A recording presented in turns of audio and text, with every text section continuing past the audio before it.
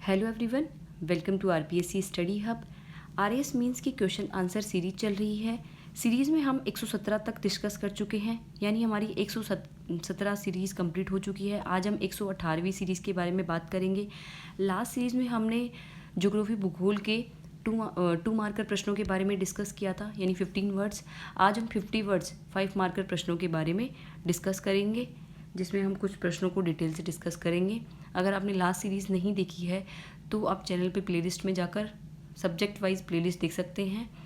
साथ ही अपने नोट्स भी बना सकते हैं। जैसा कि मैं हर वीडियो में बोलती हूँ, नोट्स आप ज़रूर बनाइए, नहीं अदरवाइज़ अगर आप अभी आंसर देख रहे हैं फिर आप भूल जाएंगे।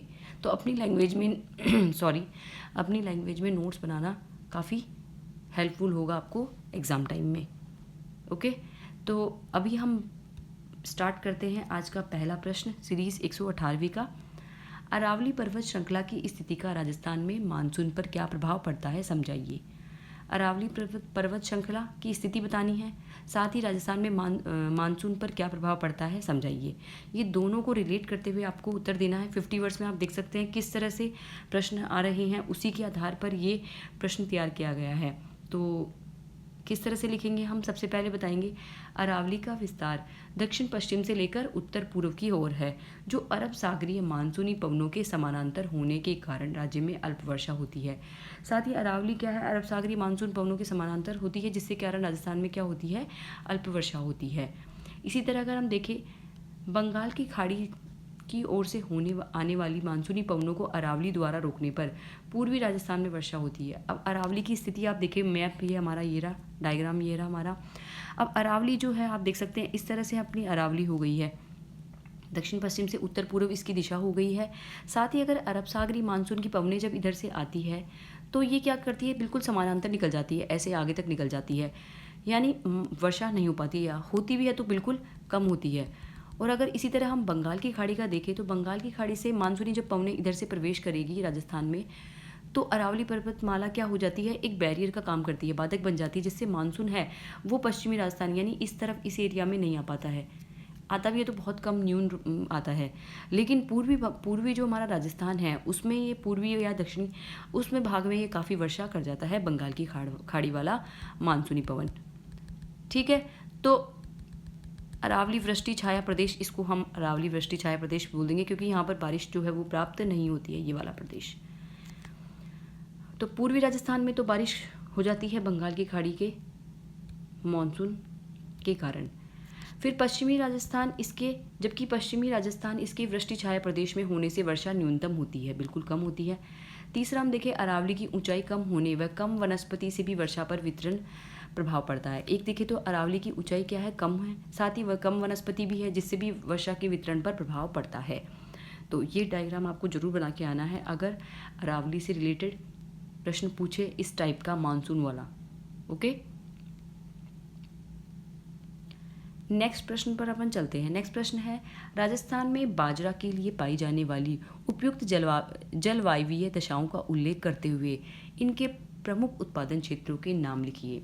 देख सकते हैं आप, प्रश्न 5 मार्कर में पूछा गया है, मतलब एक बार तो समझना पड़ेगा, तो आपको प्रश्न को ठीक से पढ़ना है, क्योंकि आजकल क्या हो रहा है, चाहे 5 मार्कर हो, 2 मार्कर हो और 10 मार्कर, तीनों में ही काफ़ी लंबे लंबे स्टेटमेंट्स के रूप में क्वेश्चन पूछे जाते हैं, तो उनको आपको ढंग से पढ़ना है और प्रश्न की प्रकृति के अनुसार ही आपको उत्तर देना है। तो राजस्थान में बाजरा के लिए पाई जाने वाली उपयुक्त जलवायवीय दशाएं बतानी हैं और प्रमुख उत्पादन क्षेत्रों के नाम भी बताने हैं। तो सबसे पहले हम बाजरा के लिए बताएंगे उपयुक्त जलवायवीय दशाएं क्या क्या हैं। शुष्क व अर्धशुष्क जलवायु इसको चाहिए। वर्षा चाहिए 20 से 30 सेंटीमीटर, यानी कम वर्षा में भी काम हो जाता है। तापमान 25 से 35 डिग्री सेंटीग्रेड। मिट्टी क्या चाहिए, बलुई रेतीली मिट्टी। प्रमुख उत्पादन क्षेत्रों की बात करें तो राजस्थान देश में बाजरा उत्पादन में प्रथम स्थान पर है, और प्रमुख उत्पादन क्षेत्र हो गए हमारे अलवर, बाड़मेर, जयपुर, जोधपुर, जालोर। अगर 5 भी आती तो आप 3 से 4 भी लिख सकते हैं, तो अलवर, बाड़मेर, जयपुर, जोधपुर और जालोर।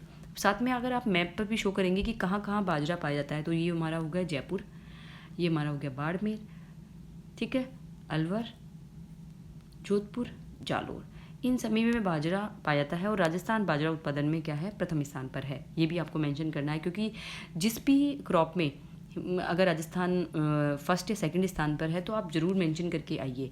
अगर आपको उत्पादन भी ध्यान है कि कितना % उत्पादन राजस्थान में बाजरा होता है तो वो भी आप यहाँ पर लिख के आ सकते हैं। ठीक है। मुख्यतः संपूर्ण पश्चिमी राजस्थान में बाजरे का उत्पादन होता है। पश्चिमी राजस्थान में जैसा कि वर्षा इसको कम चाहिए 20 से 30 सेंटीमीटर, तो वर्षा कम पानी वाली जो है बाजरा कम पानी वाली फसल है तो आराम से पश्चिमी राजस्थान में ये उगाई जाती है और सबसे सर्वाधिक पाई भी इसी पश्चिमी राजस्थान में ही उत्पादन इसका सर्वाधिक होता है। और अभी तो वैसे ही बाजरे का मोटा अनाज में शामिल है तो काफ़ी ज़्यादा इसको प्रमोट मिल रहा है और बाजरा विदेशों में काफ़ी फेमस भी हो रहा है, तो इसको तो आपको तैयार करना ही करना है। ठीक है, तो आज की सीरीज़ का आप आगे चलते हैं हम। राजस्थान में कोयले के किस प्रकार का उत्पादन सर्वाधिक होता है, इसके प्रमुख उत्पादक क्षेत्रों के नाम लिखो। राजस्थान में कोयले के किस प्रकार का यानी किस टाइप का कोयला उत्पादन सर्वाधिक होता है राजस्थान में, उसके प्रमुख उत्पादक क्षेत्रों के नाम भी हमें लिखने हैं।